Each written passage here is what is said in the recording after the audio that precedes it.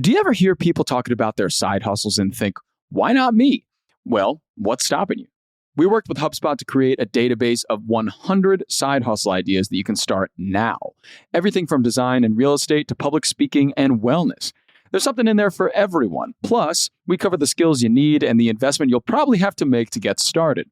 Ready to break out of your 9-to-5? Go to HubSpot.com/THDS to download for free. Happy holidays, everybody. It is Thursday, December 26th. I'm Jon Weigell here with Sara Friedman, Juliet Bennett, Mark Dent, and Rob Litterst, and this is the Hustle Daily Show.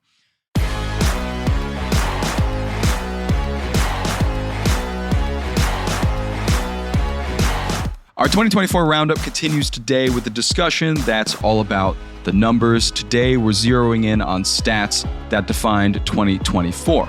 So without further ado, Juliet, I would like to start with you today to tell us what stat you think defined 2024 for you the most. Would you like a depressing stat or a not depressing stat? That is tantalizing. Let me actually put it to the group. How many of you would say that you have a depressing stat? Okay, Rob's got a depressing stat. Mine's in the middle, I'd say. Okay, middle stat, Mark. What about you, Sara? Cheery.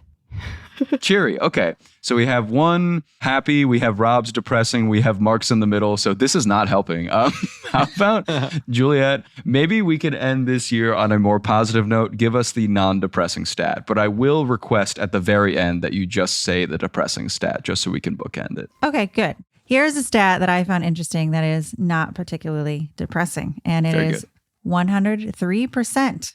That is the increase in size 3XL listings over the past 2 years on Poshmark, where they also saw a 78% increase in post-listing weight loss as a reason why they're selling the item.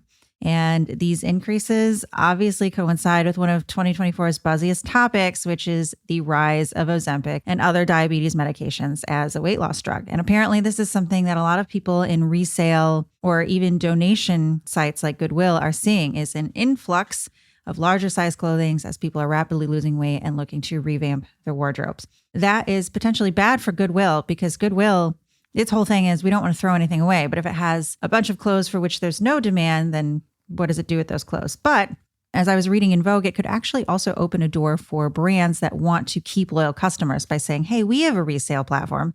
And if you've lost a bunch of weight, but you still want to wear Levi's or whatever the brand is, then we will exchange those or find a way for you to get the size that fits and not throw these jeans away. So kind of an interesting stat, just thinking about how many people are rapidly losing weight now because of the influx of these medications. Wow. Yeah, I would say that's not that depressing. It's not depressing. But also, maybe in a way, it could be in a few years once we understand maybe the side effects more. But for now, it's nice. Yeah. I will say I do worry about Ozempic's effects on motility because it slows motility and that can also cause problems. So I guess we will see. But I would say this was just kind of like an interesting, here's a thing that's happening because of this other thing that, it's fun to connect the dots there. Awesome. I love to hear it. So in going with the trend here, Rob will come to you for a depressing stat. Yeah, so I guess the topic is depressing. The stat actually makes me a little bit optimistic. I always look out for that Pew survey every year where they share what apps teens are on and how much, because the numbers are always just absolutely mind-boggling. But my stat this year is 72% of US teens say they often or sometimes feel peaceful when they don't have their smartphone, which I think is interesting. Like, I feel like sentiment is actually starting to grow, like among teens, at least. I think adults over the last few years have been pretty concerned for teens, but I think within teenagers themselves, it's starting to grow that maybe I should take some time away from my phone, put it down a little bit. In addition to that 72%, 44% say their phone makes them feel anxious. So it makes me really think that going forward, there's going to be a lot more focus on this and maybe even some kind of self-policing from teenagers themselves. Yeah, that makes a lot of sense. I mean, with technology that's come out this year, like Brick, for example, things that kind of limit your smartphone usage, and those have been seeing traction. Juliet and I have talked about the dumb phone boom again this year and the return of pagers even that Sega made.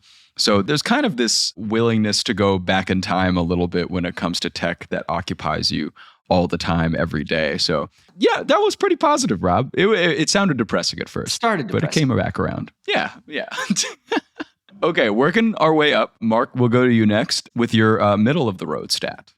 Yeah. So my middle of the road stat, I've even probably said it on the podcast here at some point in the year, but I love to just keep bringing it up because it just blows my mind every time, which is that at the very beginning of this year, there was just some really interesting data from Nielsen, which showed that of the top 100 most watched US TV broadcasts of the last year, 93 were NFL football games. And I think that that is something that is going to have so many ramifications throughout this sort of like streaming and TV economy as it becomes so hard to make any money. Just goes to show how much you can really only depend on sports. And frankly, you can only depend on the NFL. Of those other 7 that weren't NFL, there was I think 1 college football game, maybe 1 or 2 college football games. There was the Academy Awards, which are not nearly as popular as they were. Mm-hmm. There was 1 political programming event. I'm not sure which one it is. And there was also the Super Bowl lead out, which means whatever TV show they put on after the Super Bowl. So I know everyone is wanting to get sports, whether it's Netflix, Amazon, all the networks, but there's really only one sport that actually matters. To me, it also just shows how hard it's going to be to make money still when it comes to TV and streaming. Also from Nielsen, and this goes back to last year, in 2023, only 8 out of all 153 linear TV channels averaged more than 1 million viewers across their entire catalog of primetime television programming. So anytime that TV was on, there was no chance of averaging even 1 million viewers, which is not a very big number. Yeah, cable TV numbers are not doing well unless they're sports. We're probably going to see a similar thing that we saw last year where the NFL has a lot of their top games promised out to different networks or different apps. So I'm sure we're going to see more of that this year because they can make a lot of money that way by selling their games to streamers specifically. Yeah, they're the only game left in town, pretty much. Sad. And Sarah, let's hear a cheery stat. I should have specified that this might just be cheery for me personally, okay. As a big fan, but maybe someone else this will resonate. My number is 800 million, and that's how many dollars in sales the Nerds brand earned parent company Nestle in 2024. That was 20 times the 40 million it made in 2018. And that's largely thanks to the success of Nerds Gummy Clusters candy. So for those who don't know, it's a bite-sized gummy rolled in Nerds. And it was apparently very carefully created by food scientists to revive the brand, which was struggling. And what started in 1983 with the Willy Wonka Candy Company before being acquired by Nestle in 1988, Nerds has since taken off. 20 times the revenue is pretty unbelievable. And while I am a personal fan of the candy, I also think it's just one of those fun stories that kind of makes you stop in your tracks and appreciate how much money pretty mundane products can make. And we like to unearth those types of stories in our reporting. So that's my stat for the year. Wow. I've never seen someone light up so much reading a stats. You must be a big fan. I am. Big fan. Okay. Yeah. Are you more of a Nerds rope person? Or are you a regular Nerds person? Do you like the clusters? What's your Nerds of choice?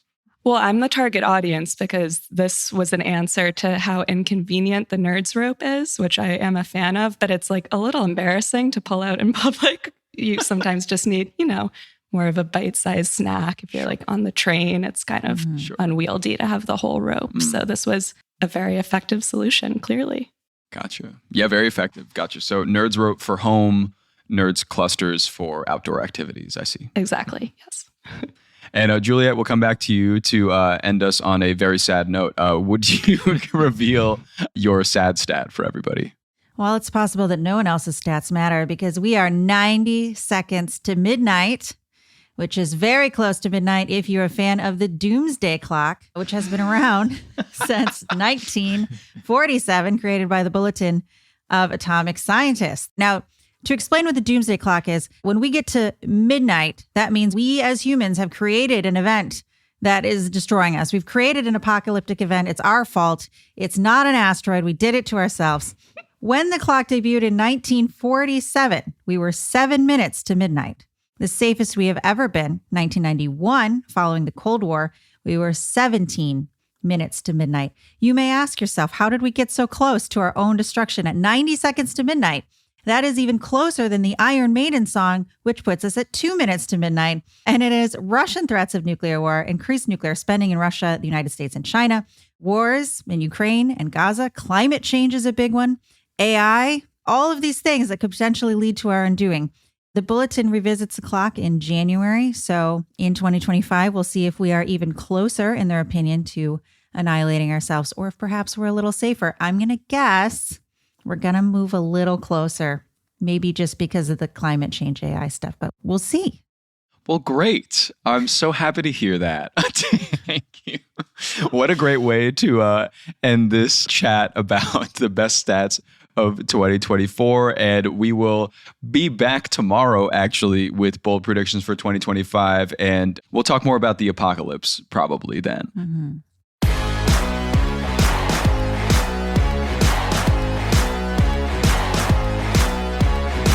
So that'll do it for us all today. Thanks for tuning into the Hustle Daily Show. We're a proud part of the HubSpot Podcast Network. Our editor today is Robert Hartwig. Our executive producer is Darren Clark. We've got a ton more tech and business coverage in our newsletter. Go subscribe at thehustle.co/email, and we'll see you later.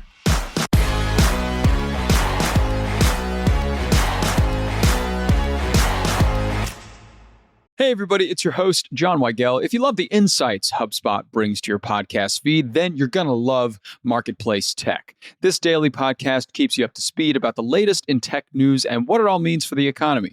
With stories about AI regulation, the fight against misinformation, and the latest in crypto, Marketplace Tech is essential listening to understand the business behind innovation.